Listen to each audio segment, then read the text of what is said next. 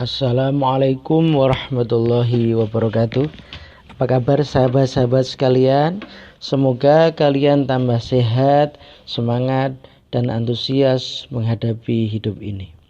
Kali ini saya akan membuat sebuah video tentang bagaimana berpikir strategis adalah sebuah senjata untuk meraih apapun cita-cita kamu.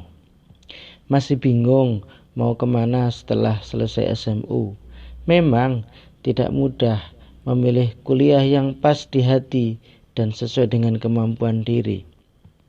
Ada banyak faktor yang harus dipertimbangkan supaya ketika kita masuk ke kuliah pilihan tidak ada penyesalan.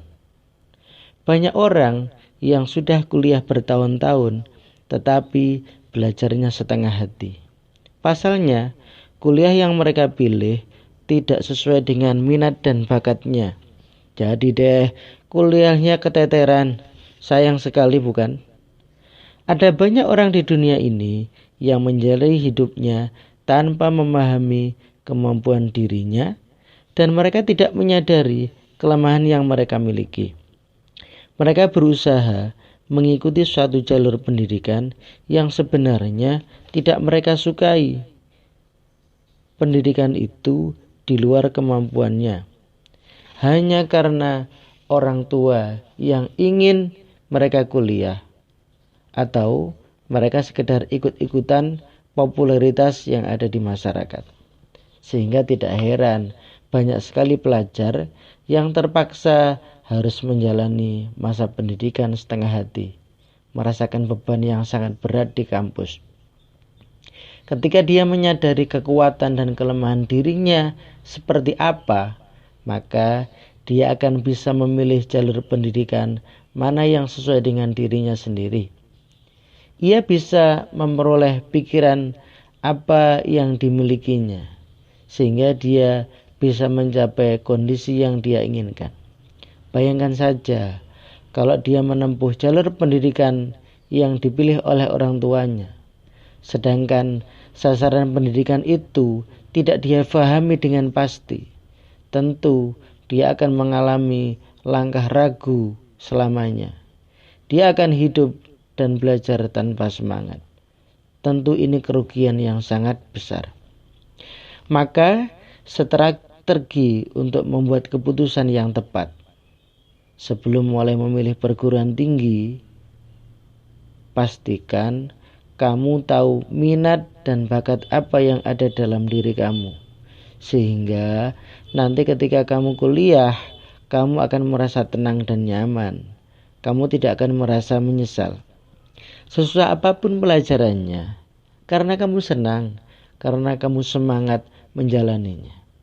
Apalagi jika ditundang dengan bakat yang memang ada dalam diri kamu sendiri. Tentu kamu akan menorehkan prestasi yang luar biasa.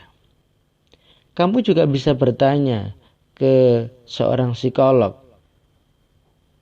untuk mengetahui minat dan bakat yang ada dalam diri kamu. Tapi tentu saja keputusan final tetap ada dalam diri kamu sendiri. Ada seorang yang sangat berani mengambil risiko dalam hidup. Dialah Bill Gates. Dia adalah pendiri sebuah perusahaan besar yaitu Microsoft. Bill Gates menempati posisi pertama orang terkaya di dunia menurut majalah Forbes selama 13 tahun, yaitu kisaran tahun 95 sampai 2007. Dalam prestasi akademiknya, Bill Gates pernah mengalami dropout dari kuliahnya ketika dia sedang ngampus di Harvard University. Untuk bisa menggapai semua cita-cita hidup ini, seorang konsultan bernama Erika Anderson berkata bahwa kunci untuk meraih sukses hanyalah satu. Apakah itu? Berpikir strategis.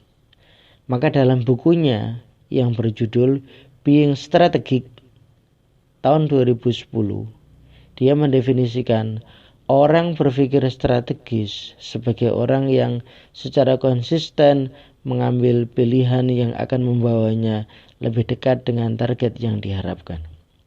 Anak-anak pemecah masalah merupakan pembuat keputusan yang hebat dan luar biasa. Mereka jarang menyesali pilihan mereka, karena sebelumnya mereka telah mempertimbangkan semua pilihan yang ada dan mereka membuat keputusan terbaik bagi diri mereka sendiri. Jadi, untuk membantu orang tua, kita perlu belajar bagaimana cara berpikir strategis saat mengambil keputusan atau mengambil rencana sesuatu. Menyiapkan kerangka tujuan hidup. Langkah berikutnya, agar Anda bisa meraih cita-cita, maka Anda harus memiliki semua kriteria yang dimiliki. Kemudian, dari semua orang yang memiliki kriteria yang diminta tersebut, kita harus menjadi orang yang terbaik untuk menghasilkan posisi yang diimpikan dan dicita-citakan. Oleh karenanya, kamu perlu membuat sebuah rencana strategis agar bisa mencapai impian dan cita-cita yang kamu inginkan. Misalnya nih, jika dilakukan survei pada sejumlah orang belajar bahasa asing mengenai pekerjaan idaman, setelah mereka menguasai bahasa tersebut, ada 3 profesi utama yang menjadi incaran. Misalnya saja, diplomat, penerjemah, pemandu wisata. Ketiga pekerjaan ini menuntut tidak hanya fasih dan lancar berbahasa asing, juga mampu dan menguasainya.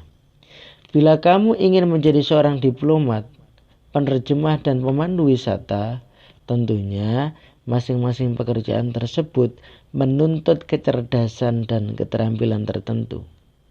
Tentu, kita harus menentukan mana pekerjaan tersebut yang paling cocok dengan minat dan bakat kita. Misalnya saja, kalau ternyata yang paling cocok dan sesuai dengan minat kamu adalah menjadi pemandu wisata, maka kamu harus suka dan tertarik dengan pekerjaan itu. Pekerjaan ini tidak bisa dianggap enteng karena kita bertugas menjadi pembimbing, pemberi petunjuk tentang objek wisata, membantu keperluan wisata lain, termasuk memberi penafsiran warisan budaya dan alam suatu daerah dalam bahasa yang dikuasai. Jadi, orang yang mencintai dunia pariwisata, pekerjaan ini tentu sangat mengasihkan dan menyenangkan baginya. Tapi, kalau ternyata kemampuan kamu dalam berinteraksi dengan orang lain masih kaku, kurang ramah, kurang supel, kamu merasa kurang mampu berbicara dalam bahasa asing dengan fasih, maka kamu perlu menyiapkan diri untuk belajar lebih giat lagi agar cocok dengan pekerjaanmu. Akan tetapi, kamu jangan pernah merasa mentok jika ternyata kemampuanmu tak kunjung meningkat. Kamu perlu berpikir lebih fleksibel. Bagaimana kemampuan ini kurang memadai sehingga mampu membuat pekerjaan kamu menjadi pekerjaan yang terobsesi dan hasrat tinggi. Maka kamu harus berputar arah, menyiapkan diri menjadi pribadi yang luar biasa dengan membaca buku, memperoleh motivasi, inspirasi, kamu akan menjadi pribadi yang luar biasa. Sahabat-sahabat, itulah yang bisa saya sampaikan. Semoga bermanfaat. Terima kasih. Assalamualaikum warahmatullahi wabarakatuh.